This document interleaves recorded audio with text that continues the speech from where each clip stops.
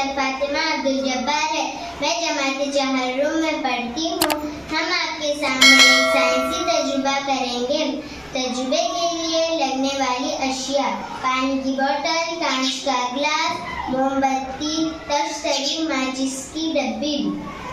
सबसे पहले हम तश्तरी में मोमबत्ती को रखकर मोमबत्ती जलाएंगे।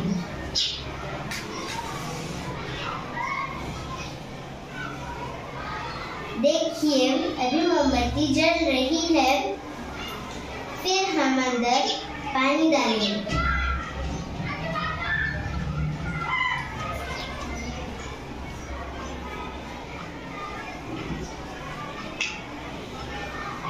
फिर हम उस पर ग्लास को उल्टा ढक देंगे।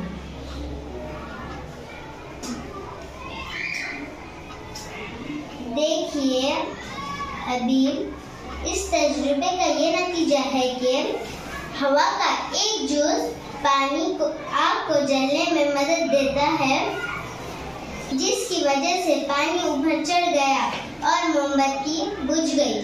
खुदा हाफिज।